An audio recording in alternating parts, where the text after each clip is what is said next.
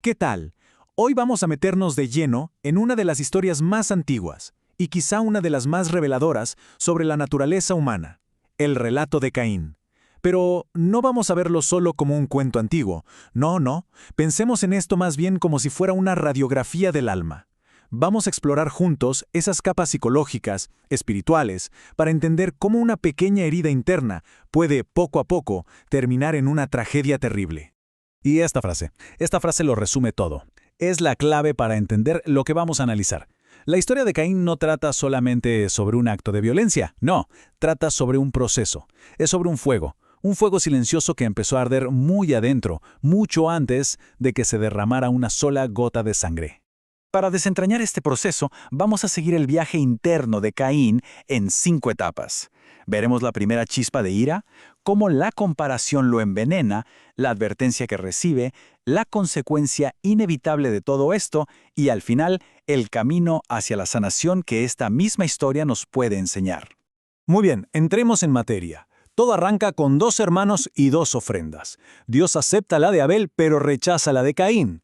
Ahora, aquí está el punto crucial. El rechazo no fue la causa del problema, fue más bien el detonante. Fue lo que sacó a la luz un problema que ya estaba ahí. A ver, fijémonos bien en la reacción inmediata de Caín. El texto no dice que se puso triste o que con humildad se preguntó qué había hecho mal. No, para nada. Describe un corazón encendido, irritado, endurecido. Su rostro se descompuso porque algo adentro suyo ya se había torcido.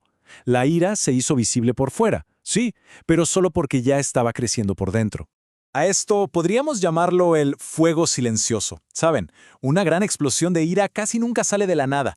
Generalmente se va cocinando a fuego lento, en secreto. Empieza como una simple molestia, una pequeña frustración, y poco a poco esa llamita empieza a crecer hasta que tiñe toda nuestra manera de ver las cosas. Y aquí la historia da un giro fundamental. En lugar de lidiar con su conflicto con Dios, el foco de Caín se desvía por completo. Deja de mirar hacia arriba, de buscar respuestas, y empieza a mirar hacia el lado. Empieza a mirar a su hermano. Esta imagen lo ilustra a la perfección. Caín estaba en una encrucijada y tomó el camino del resentimiento. En vez de hacerse una pregunta constructiva, una que busca aprender, como ¿qué me quiere mostrar Dios con esto?, se hizo una pregunta totalmente destructiva, una que nace de la comparación y del orgullo herido. ¿Y cuál es la consecuencia de este cortocircuito mental? Pues que la comparación deforma nuestra visión. De repente, la bendición de Abel se convierte en la humillación personal de Caín. El bien del otro se siente como si fuera una ofensa, una pérdida propia. El hermano deja de ser hermano y se convierte en una amenaza. Ahora, viene a una parte fascinante. Antes de que todo se salga de control, antes de que sea irreversible, Dios interviene. Y esto es increíble, porque no es solo un juicio. Es de hecho un acto de profunda misericordia. Es un intento de detener el proceso interno antes de que explote en una acción externa. Esta pregunta de Dios es básicamente una invitación directa a que Caín se mire al espejo, a que reflexione. Es una luz de alerta que se enciende cuando todavía hay tiempo de elegir otro camino. Es una de las grandes misericordias, ¿no creen? Dios no siempre nos deja caer sin antes hablarnos, sin antes advertirnos. Y entonces llega esta metáfora. ¡Qué metáfora tan potente! El pecado es descrito como una bestia agazapada, al acecho, ahí esperando una oportunidad para entrar y tomar el control del corazón. No es una simple emoción que pasa y ya, es una fuerza activa que busca dominar. Y así es como la bestia se cuela. Muchas veces vemos estos primeros pasos, estas molestias, y les restamos importancia. Solo estoy un poco molesto, decimos, pero lo que desestimamos como algo menor puede ser la puerta que le abrimos de par en par a algo mucho más peligroso para que tome el control. La gran tragedia de esta historia es que Caín escucha la advertencia, pero no hace nada, la ignora.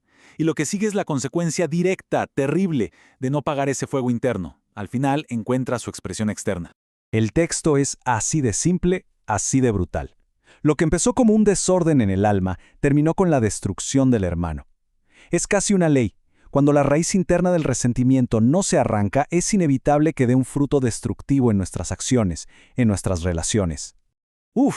Y la respuesta de Caín a Dios después del crimen de verdad es escalofriante. Nos muestra cómo el pecado no solo produce violencia, va más allá. Endurece la conciencia, distorsiona por completo el sentido de la responsabilidad. El corazón se vuelve de piedra, insensible a Dios, insensible al otro. Entonces, después de ver esta historia tan oscura, ¿qué hacemos con ella? Bueno, pasemos de la conclusión trágica a las implicaciones prácticas y sí, esperanzadoras, para entender lo que pasa en nuestros propios corazones hoy. Esta historia en el fondo nos ofrece un mapa de 3 pasos para enfrentar esos fuegos silenciosos en la vida. Primero, buscar con honestidad esos resentimientos que a veces escondemos. Segundo, identificarlos, ponerles nombre, llamarlos por lo que son. Y tercero, y lo más importante, llevarlos a un proceso para sanar. Y aquí se resumen las lecciones prácticas. La historia de Caín nos grita la importancia de actuar a tiempo, de no dejar que las cosas crezcan.